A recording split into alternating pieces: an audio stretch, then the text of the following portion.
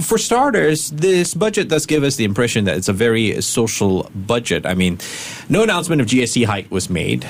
We kind of knew that coming. It was a promise that was made last year. Instead, DPM Heng announced that to help cushion the impact when the GST rate is raised, the government set aside $6 billion for an assurance package. Effectively, that delays the effect of the GST rate increase for most Singaporean households by at least 5 years. Eugene, I want to start off with you.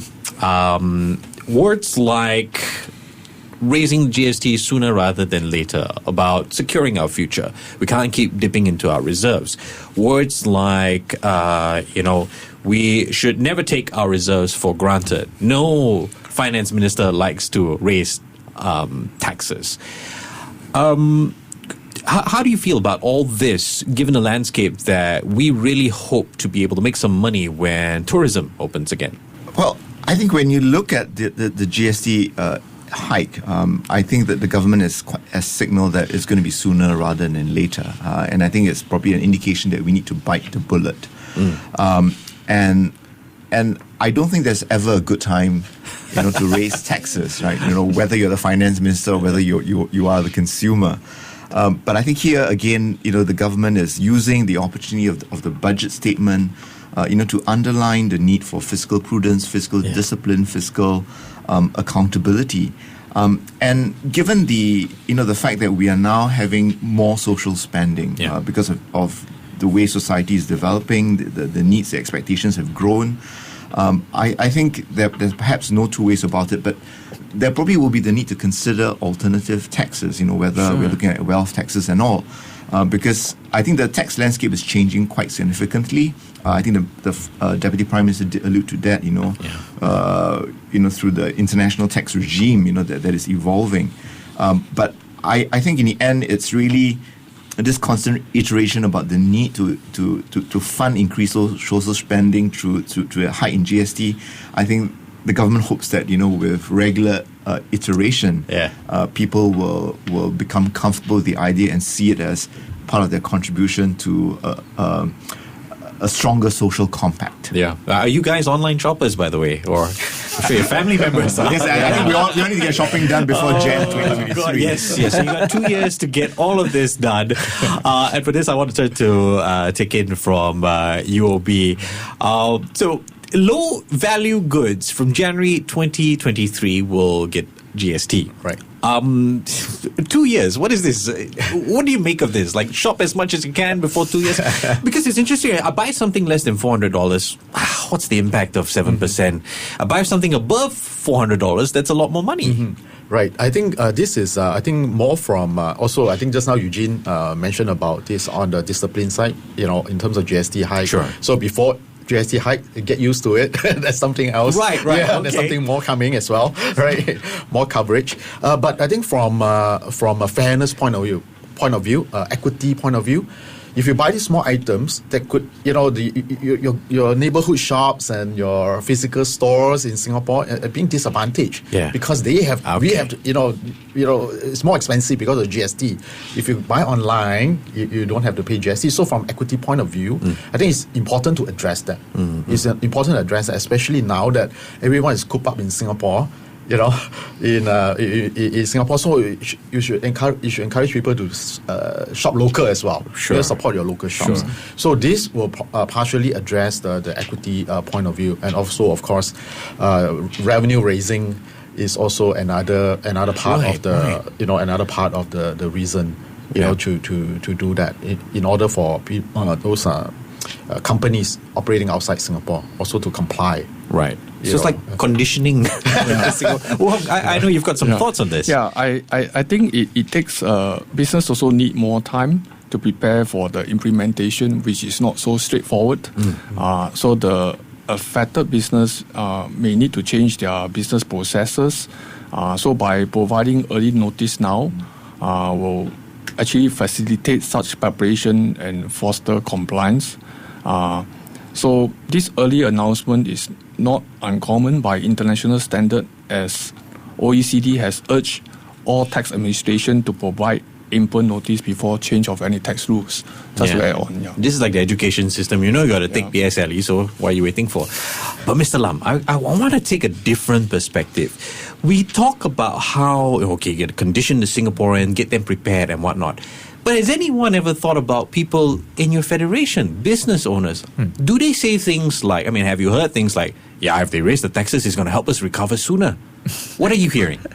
I think what we do hear from businesses, particularly the retailers, is concern about competition from e-commerce. Okay. From people going online shopping. Of course, sometimes they say it's not a level playing field because they don't have to pay GST. But actually, I think if you really look at it, the cost differential, the experience differential goes beyond just the GST. So GST alone is not going to solve the problem. Retailers will have to figure out how to live with competition from online shopping. Some of them have realized that they themselves have to go into it. And basically, if they don't go into it, then they find that it is very hard to survive purely based on a brick and mortar model. Retailers also have to relook at what type of things they're selling. I think increasingly those that are pure resellers, if they don't have any control over the brand, they don't have control over the products, they find that it is hard to compete because anyone can sell the same thing and people can buy it from anywhere in the world and just look for the cheapest price if it is the same brand, same product. So I think the brand, the design becomes a much more important part for retailers for them to have some control over it, to own their own brand, to do their own designs. Choice becomes a good thing and a bad thing. And on that note, I want to take it broader. And Wu Hong, I'd like to get you involved in this.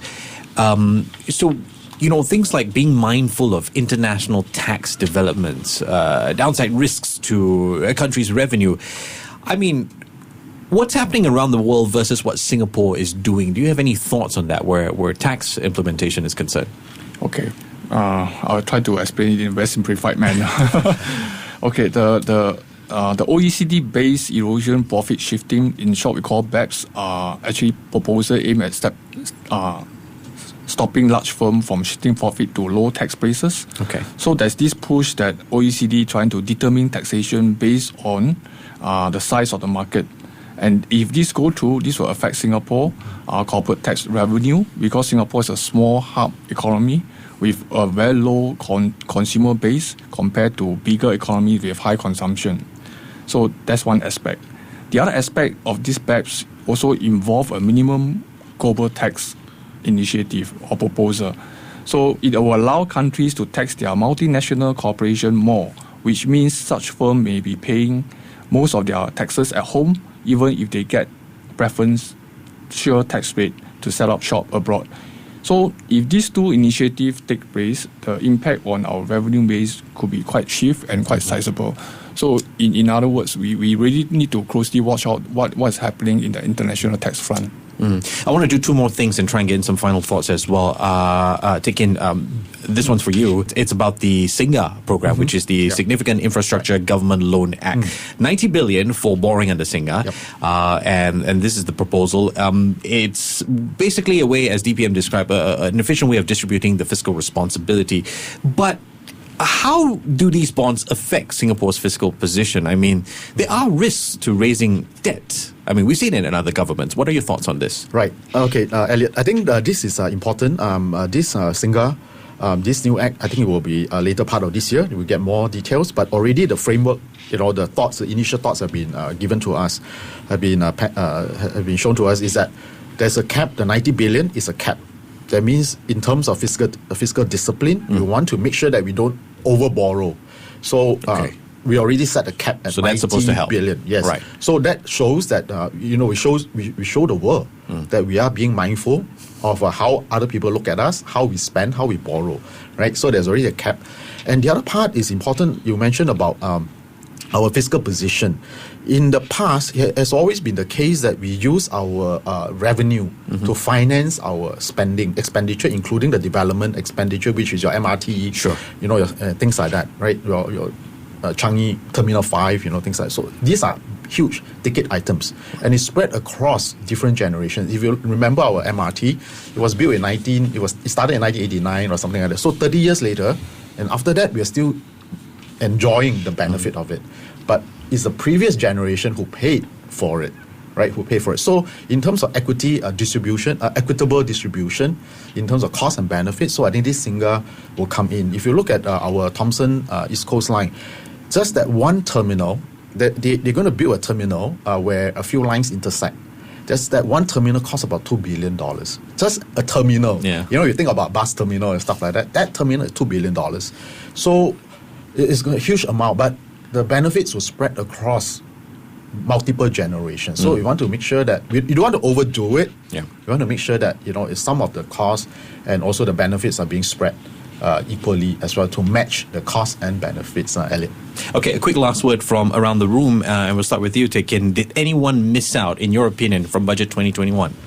Well, I think this is quite well covered. Even the middle class, you have the $100 voucher that's given by the government to spend, your neighborhood shops. And I'm very happy with the USave stuff I as think well. it's well covered for those who need immediate help, and also for the future as well, Elliot. Yeah. Wu Hong, any closing thoughts? Yeah, I thought this budget not only focus on immediate needs, but also focus on the future, not just immediate future, but longer term. So actually, I was hoping to see some broad-based relief measure, but I know this budget is meant to be targeted. So in measures like corporate tax rebate is missing this year, that will go some help to reduce business costs. I was also hoping to see some significant changes to the ability to offset tax losses. Sure. But what we did not see is that they keep it to the limit of the loss carried back provision to that extended last year. Eugene, perhaps this is straightforward but room to expand where a budget is concerned. Oh, definitely, right? I think here, we mustn't forget that this is the government's first budget after the 2020 general election. So I think they want to set the tone. But again, in yesterday's statement, there was the assurance that if there's a need, they will dip into the reserves again. In fact, there may be a need in this current budget. Although I think if you think about the 11 billion deficit, it's probably going to be covered, from last year's budget because of the lower actual expenditures from last year's budget. So I think in the end, if we take the approach, how much are we getting out of the budget? I think that's probably the wrong way to look at the budget. But I think if we look at how it seeks to transform Singapore, how it seeks to prepare Singapore for the future, and how it provides the assurance that Singaporeans will be taken care of, then I think the budget hits the right notes. Mr. Lam, to wrap up, this makes us optimistic then for Singapore businesses. It did. I think the focus on transformation, on innovation, on recovery and growth is good for our companies. And I think with the economic recovery coming, albeit an uneven one, I think there's a lot of potential for companies to go out there and seize opportunities and grow bigger. All right, we've been speaking with Suan Teck Kin, Head of Research, UOB, Chiu Wu Hong, Partner, Head of Enterprise Tax, KPMG in Singapore, Eugene Tan, Associate Professor of Law, Singapore Management University, and Lam Yi Yang, who is the CEO of the Singapore Business Federation. Gentlemen, thank you so much for joining us and our Budget 2021 recap. Money FM 89.3